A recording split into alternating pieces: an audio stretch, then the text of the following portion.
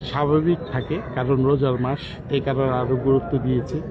প্রশাসনও আমাদের সাথে আছে, ব্যবসায়ীবৃন্দরাও তাদের উদ্দেশ্য, তারা 25 জন ভলেন্টিয়ার দিয়েছে আমাকে সহযোগিতা করার জন্য। এখন নর্থ সাউথ রোড একটু আছে, ওখানে ট্রান্সপোর্ট বেশি, ওখানেও আমি আরেকটু চেষ্টা করতেছি যে আরেকটু যানজটটা যেন কমে যায়, কারণ এই ব্যবসায়ী এলাকার রাত্রে হলে, সন্ধ্যা হলে সব ট্রান্সপোর্টের গাড়িগুলো চলে আসে। ইনশাল্লাহ আমি সবাইকে সব কিছু স্বাভাবিক রাখার জন্য চেষ্টা করে যাচ্ছি, এবং আমি যে দাবি দেওয়াগুলি বলেছি এটা পর্যায়ক্রমে সবই হবে, একটু সময়ের ব্যাপার। অমিত ভাই, আমরা একটু জানতে চাচ্ছিলাম যে আপনার আসনে কোন বিষয়টাকে প্রধান অগ্রাধিকার ভিত্তিতে আপনি কাজ শুরু করবেন? আমি গ্যাসের ব্যাপারটা আগে অগ্রগতি দেব, গ্যাস নিয়ে কাজ করতে চাচ্ছি।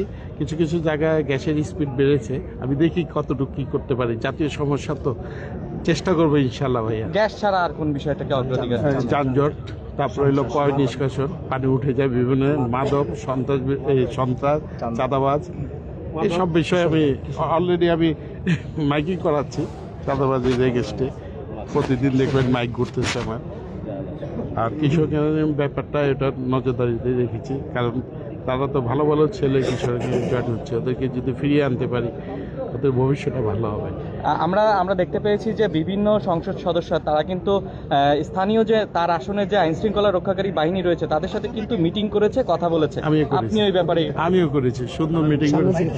আমি থানা হচ্ছে ব্যবসায়ী বান্ধব এলাকায় এবং ঘনবসতিপূর্ণ এলাকা, এইসব এলাকার মানুষের জন্য, সাধারণ যারা ব্যবসায়ী রয়েছে তাদের জন্য কি কি বার্তা থাকবে? তাদের জন্য তো বার্তা আমি অলরেডি দিয়েছি, আবার দিচ্ছি।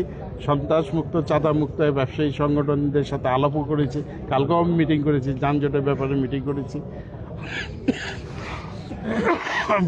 আমি গত পরশুদিন আইন শৃঙ্খলা বাহিনীর সাথে বসে ওনারাও ওনাদের ট্রাফিক দিয়েছে, আমি আমার কর্মী শ্রমিক দলের পক্ষ থেকে আমি অনেক ভলেন্টিয়ার নামিয়েছি, 100-র মতন ভলেন্টিয়ার নামিয়েছি।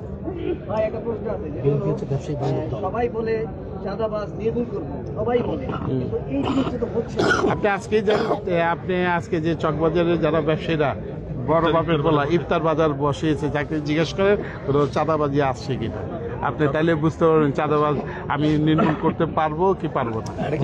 ধন্যবাদ। আর এটা তো একদিনের বয়স, তো মাত্র 2 দিন, একটু সময় তো লাগবে। আমি সব মাইকিং করাচ্ছি, ইনশাল্লাহ আমি চেষ্টা করতেছি। আপনারা আমাদের পাশে থাকবেন, আপনাদের সহযোগিতা নিয়ে ইনশাল্লাহ আমি অনেক কিছু করতে পারবো, আপনারা সহযোগিতা করবেন। ধন্যবাদ। ধন্যবাদ, থ্যাংক ইউ।